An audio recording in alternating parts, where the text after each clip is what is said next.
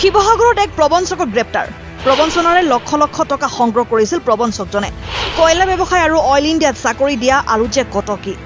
কয়লা ব্যৱসায় আৰু অইল ইণ্ডিয়াত চাকৰি দিয়াৰ নামত বহুজনৰ পৰা প্ৰবঞ্চনাৰে লক্ষ লক্ষ টকা সংগ্ৰহ কৰিছিল প্ৰবঞ্চকজনে প্ৰবঞ্চক ব্যক্তিজনৰ নাম ইফৰাতুৰ আহমেদ ওৰফে পাপু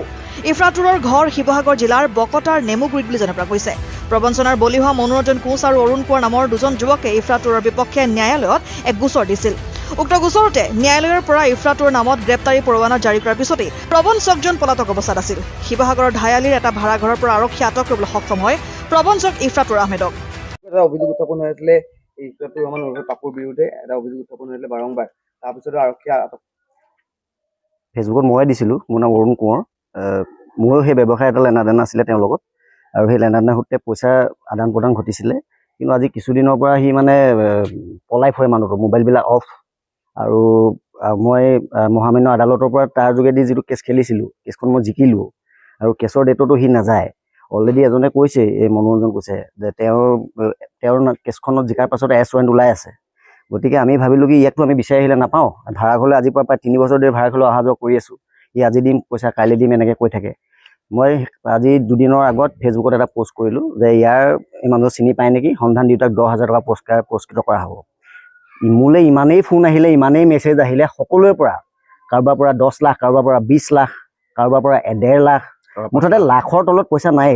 সকলোৰে পৰা আৰু আটাইতকৈ ডাঙৰ কথাটো হৈছে কি সি বোলে অইল ইণ্ডিয়াত চাকৰি দিয়ে অইল ইণ্ডিয়াত চাকৰি দিম বুলি সি বোলে বহুত টকা খাইছে ইজনে মানুহে মোক ৰাতি ফোন কৰিছে বোলে অইল ইণ্ডিয়াত চাকৰি দিব কিন্তু সিটো অইল ইণ্ডিয়াত চাকৰি নকৰে নহয় আমিতো ব্যৱসায় সংক্ৰান্তত কিবা এটা জানো তাৰ বিষয়ে এইটো কৰে কাম আৰু ইটো নিজৰ ভায়েকৰ পৰাও পইচা মাৰি থৈছে বুলি শুনিছোঁ কিমান দূৰ সত্য নাজানো নহয় এই ঘৰটোত থাকে বুলি আমি জানো যে সি এইটো ঘৰতে ভাড়াতীয়া হিচাপে থাকে কিন্তু আমি যেতিয়াই আহোঁ সি পলাই যায় আৰু তেওঁৰ মিছেছে কয় যে তেওঁ নাই তেওঁৰ লগত আমাৰ সম্পৰ্ক 3-4 মাহ হ'ল আমি থাকিব পাৰে আমি ইমান নাজানো কাৰণ ঘৰৰ মালিকে আমাক যথেষ্ট সহায় কৰিছে যে এইটো ঘৰতে আছে পত্নীটো নাই বুলি ক'লে আজি কিমান দিন হ'ল অহাই নাই থাকিব পাৰে ন কোনোবাই আৰু নিজৰ হাজবেণ্ডক পুলিচৰ হাতৰ আগত ধৰা দিবলৈ দেখাই দিব নিদিয়ে নহয় ঠিক আছে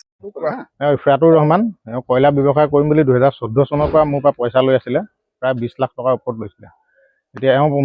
তেওঁ কেছ দিয়াৰ পিছত তেওঁ ৱাৰেণ্ট ওলাই আছিলে তেওঁ পলাই এই ঘৰটোতে আছিলে তেতিয়াৰ পৰা পুলিচে বিচাৰি নাপাইছিলে কিন্তু আজি মই খবৰ পালত পুলিচক ইনফৰ্ম কৰিলত তেওঁ আহি ইয়াত পুলিচে চাৰ্চ কৰি লৈ গ'লি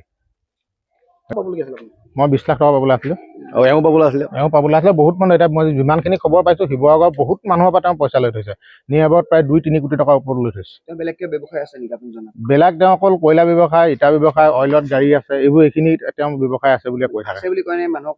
নাই আছে বুলিয়ে কয় আমি কিন্তু আজিলৈকে দেখা নাছিলোঁ তেওঁ যে এইখিনি ব্যৱসায় আছে বুলি মোক এদিন কৈছিলে মোৰ ঘৰৰ ওচৰৰ ল'ৰা এজন